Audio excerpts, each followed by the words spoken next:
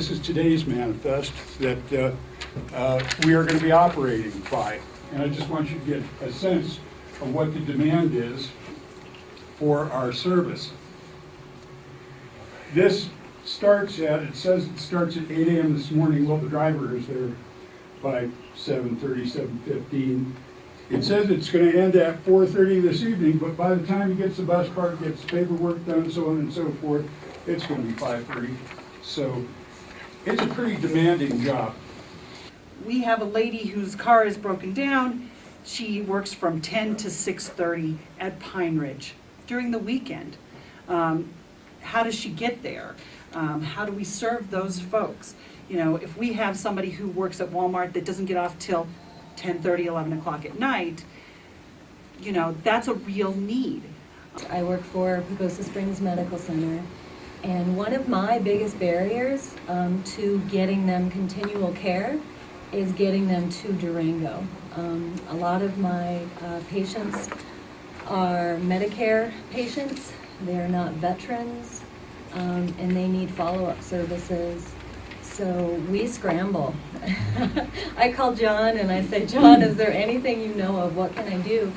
Because of this dearth of transportation going to La Plata County, we have not connected as well with Mercy Medical Center. And Mercy is here today, and for which we are very grateful.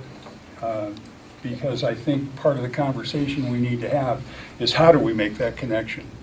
I guess what I would propose is that if you plan to come over to La Plata County, I'm thinking that we could block time, especially for those patients, and maybe you run it on Tuesdays and Thursdays, or you do it on a consistent basis where you can do it on a certain day rather than trying to somehow formulate running patients at different times. I think if we could block certain days, that might be the best approach and the most cost-efficient way.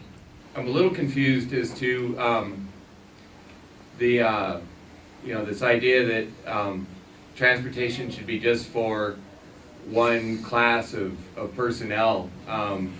If you go to the cities, you go to, there's lawyers riding next to homeless people. Sure. And it's called public transportation for that very reason. It socially integrates people.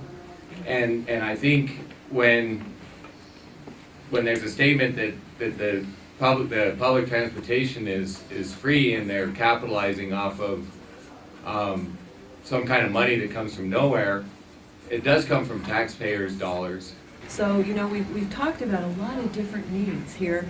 And when I came to this meeting, I'm thinking public transportation, dealing with the folks that I deal with who maybe Salvation Army needs to buy them a $2 bus pass because they don't even have a pass. The people that work shift work, that may go to work at 6:30 in the morning and get off later in the day, they could ride the bus home, but they can't get there in the morning. If they have kids, how do they get those kids to the babysitter? These are the really basic needs. But we're thinking with an 8 to 5 thought process. I deal with people that don't think 8 to 5. Those aren't the types of jobs they have, and they need transportation. One of the first priorities for us in terms of expending resources on this would be to understand the problem. Right. Specifically, how many people, where, when, et cetera, et cetera. If that exists already, I apologize for going this far, but if it doesn't exist, it seems like the basic foundation for taking action. So I just wanted to say, before we drop down into the weeds, we'd like to know what's hiding in the weeds first. Yeah.